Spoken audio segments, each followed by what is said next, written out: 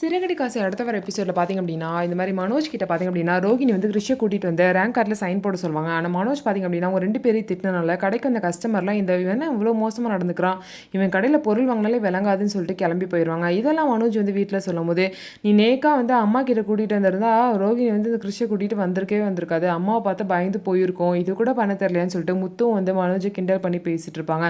எல்லாரும் பேசிகிட்டு இருக்கப்ப அந்த நேரம் பார்த்து அங்கே பார்த்திங்க அப்படின்னா, மனோஜ் வந்து ஒரு பொண்ணு பார்க்க போயிருப்பாரு. கடைசியில் அந்த பொண்ணு மனோஜுக்கு தங்கச்சி முறை வேணும், அவங்களாம் சொந்தக்காரங்கன்னு சொல்லிடுவாங்க. அந்த பொண்ணு அந்த சைடு வந்தனால மனோஜ் அட்ரஸ் தெரிஞ்சு வீட்டுக்கே வந்து, பெரியம்மா நல்லா இருக்கீங்களா அப்படின்னு சொல்லிட்டு விஜயாவை பார்த்து கேட்கும். பெரியப்பா நல்லா இருக்கீங்களா அப்படின்னு சொல்லிட்டு அண்ணாமலை பார்த்து பேசி சந்தோஷமாக வந்து பேசுவாங்க. அதுக்கப்புறம் மனோஜை பார்த்து அண்ணா நல்லா இருக்கீங்களா அப்படின்னு சொல்லிட்டு கேட்பாங்க. முத்து ரவின்னு சொல்லிட்டு எல்லாருக்கிட்டையும் ரொம்பவே அந்த பொண்ணு ஜாலியாக பேசும். அதுக்கப்புறம் முத்து நீங்கள் பேசுகிறது ரொம்ப பிடிச்சிருக்கு, எனக்கு உங்கள் நம்பர் கொடுங்க அப்படின்னு சொல்லிட்டு நம்பர்லாம் வாங்கி சொந்தமாக தங்கச்சி மாதிரியே வந்து நடந்துக்கும். அதுக்கப்புறம் வீட்டில் எல்லாருமே இந்த பொண்ணை பார்த்தோன்னே சந்தோஷப்படுவாங்க.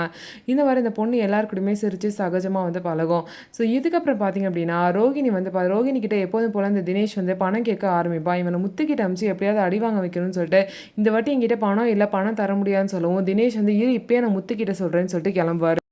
அதுக்கப்புறம் தினேஷ் முத்துக்கிட்ட போயிட்டு ரோகிணியை பற்றின எல்லா உண்மையுமே சொல்லி முத்துக்கிட்ட அடியும் வாங்கிட்டு வந்துடுவார். ரோகிணியோட பிளானும் சக்ஸஸ் ஆயிரும். இதுக்கப்புறம் ரோகிணிக்கும் மனோஜுக்கும் டிவோர்ஸ் கிடைக்குமா கிடைக்காதா, என்ன நடக்க போகுதுன்னு சொல்லிட்டு வெயிட் பண்ணி பார்க்கலாம். நம்ம வீடியோ உங்களுக்கு பிடிச்சிருந்தா நம்ம வீடியோவை லைக் பண்ணிவிட்டு பாருங்கள்.